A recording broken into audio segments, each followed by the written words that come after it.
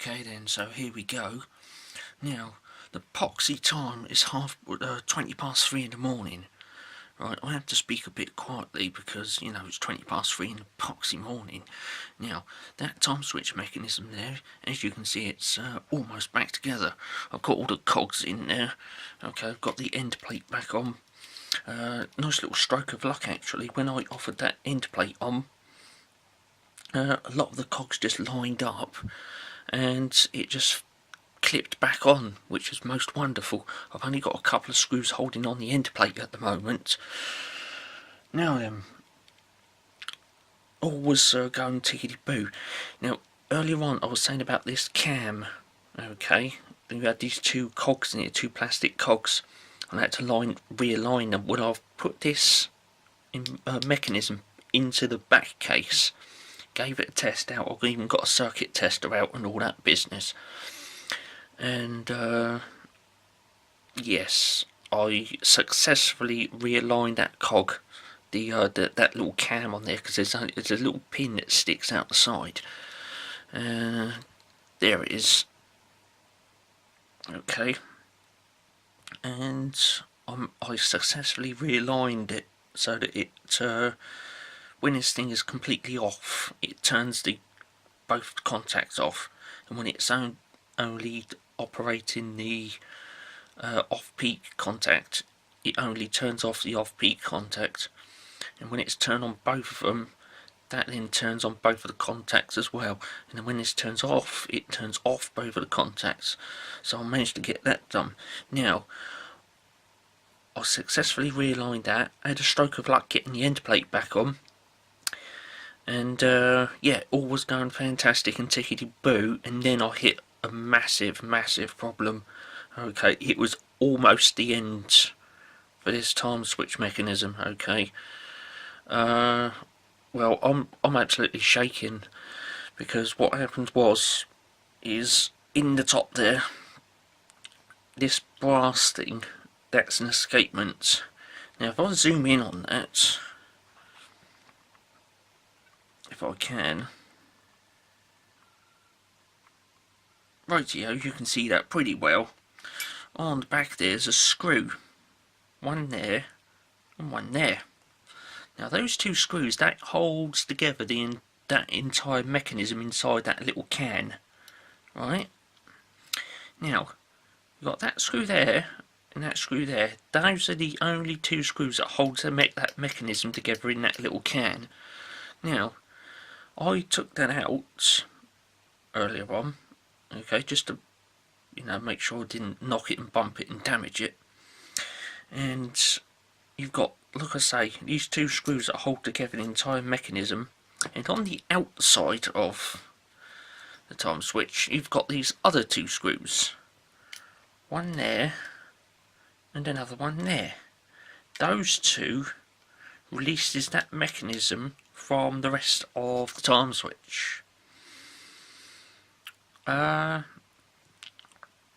went to reinsert this escapement back into where it belongs, and well, I made a bit of a mistake, because instead of removing that screw and that screw, because what I done is when I took this out, I put the screws back in the escapement, because I had this theory that not only does these screws hold the escapement mechanism in the rest of the time switch, but those screws actually hold together the escapement mechanism as well.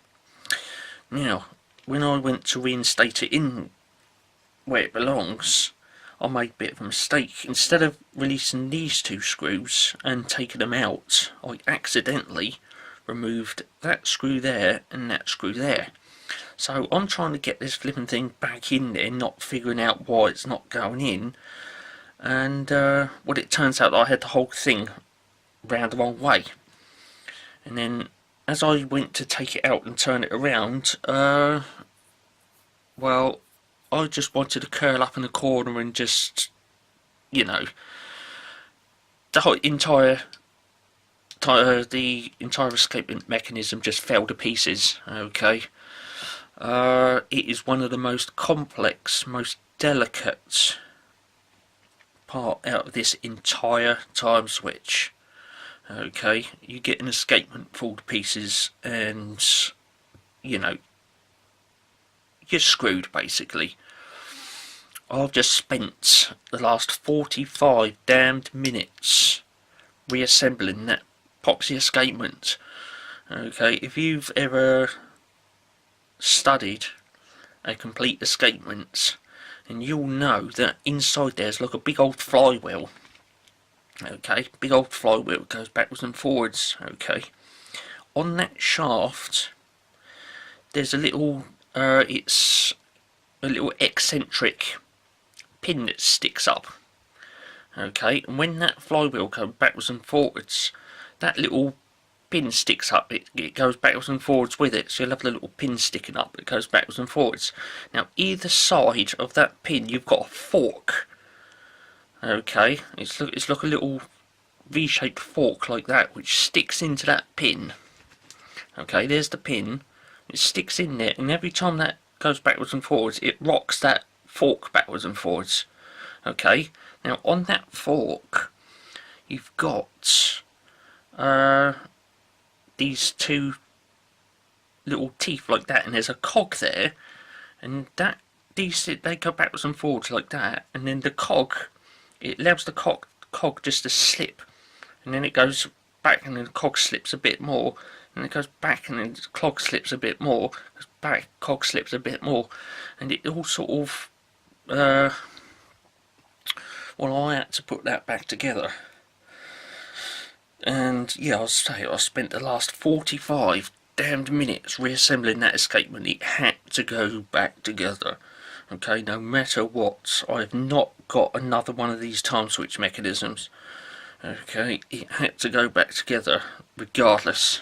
I had to use two sets of tweezers to get it back together, because it is that small and delicate in there. It is ridiculous. Right? My eyesight isn't what it was 10 years ago, and yeah, like I say, I got it back together. I don't know if I'll be able to do this on camera, but I know one thing, I've got to put a pair of tweezers in the side there to pull that reed out, but if I get the pair of tweezers in there like that, you might be able to hear this. Screwdriver in there.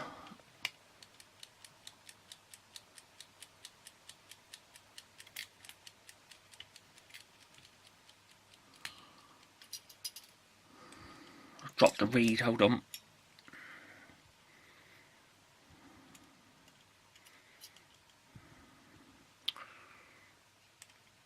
Because I haven't got the interrupter coil thing in there, without it, it keeps the reed up against the escapement.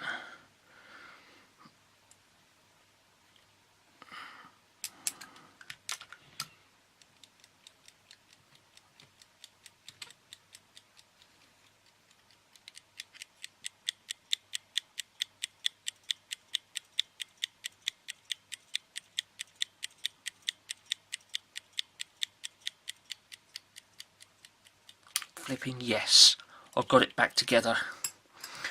The only thing I hope is that the spring that's in there, I haven't stretched it at all, because with one of these they're so delicately set. If you stretch the spring in one of those, that's it, you'll never get it realigned back in sync with real time. And yeah, it doesn't say anything on that where it's made. The only thing I can assume, that escapement is British made. Okay, in the Horstman ones, a majority of them are made in France, but that one, it doesn't say anything on it where it comes on, so I can only assume that it's British like the rest of the time switch mechanism. But whoever makes them things, my goodness me, they probably make it with a microscope or something, because you know, you've got to have the patience of a saint, and I don't know what else, to assemble one of those things, and it's just ridiculous. Like I say, it's probably getting on for 4:30 in the morning now. 3:30 in the morning. There you go, Sunday morning, 3:31, and I need to get to bed. And chances are I'm going to have freaking nightmares about that thing. Yeah, so I've got to put all the electrical bit on the back. I've got to put the interrupter mechanism in where that screwdriver goes. I've got to put the holding coil in, synchro motor, pin base, do all the wiring. Basically I'm going to stick it out. I'm going to go night shift on this because I can't leave that like that. I want this completed back into the back case. Okay, so yes, I've also got 9 minutes left on the camera battery, so before I use that up I'm going to just end this section.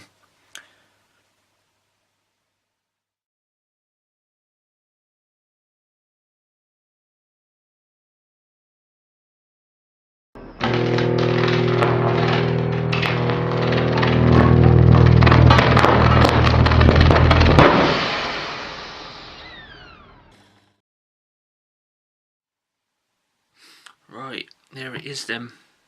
The time switch restoration that almost never happened. Okay, there it is. I've only got 8 minutes left on the camera battery, and well, I'm going to go and power it up now. This is going to be the first power up since it's been cleaned up and restored. I'm not guaranteeing I'm going to get any sound of it on the camera. Okay, I will zoom in on the power indicator, and well, I'm going to go plug it in now. Fingers crossed. The power indicator is just above the clock face there, that red thing. Hold on to yourself.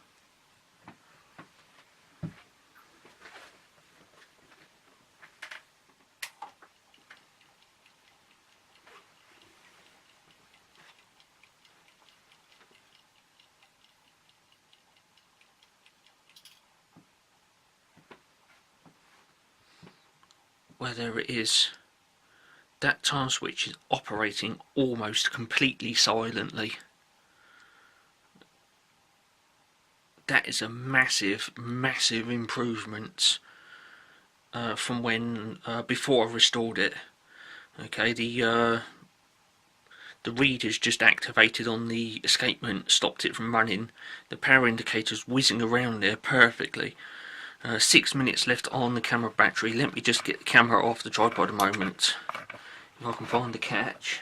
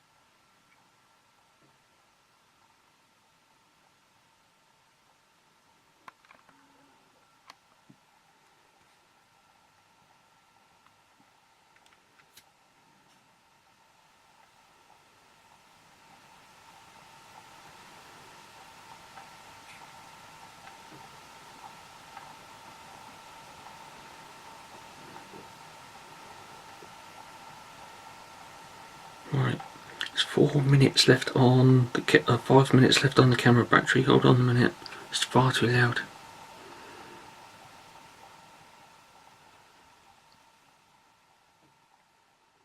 Right, I've got to go. It is 4:30 in the morning, and yes, I can say that is one very happy time switch, and I'm also a very happy person because I managed to get that going before the camera batteries wear out. What I will say in reference to the exercise routine in that, okay, you've got two options. You can either have it go off at 7 o'clock in the evening or 7 o'clock in the morning. Okay, that's your two options, that's all you've got. Okay, I cannot go in there and rotate the part to where I want it to be, and there we are. Like I say, it's 4:30 in the morning now. I've got to get to bed. I'm absolutely sold out, both physically and mentally, especially after what happened to that escapement, after it fell to pieces all over the floor in front of me. I thought that was the end of it, but there it is.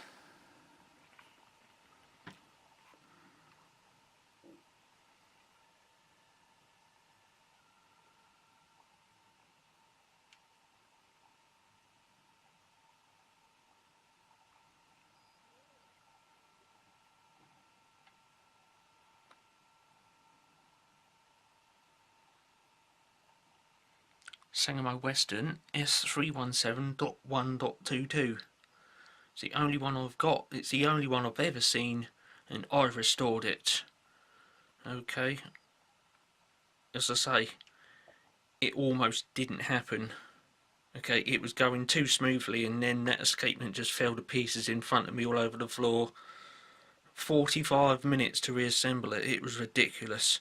Some of the parts in there, you know, they're like the axes on which that lot in there rotates in that little escapement. I mean, some of them, they're probably 1/10 of a millimetre wide. It is ridiculously precise in there.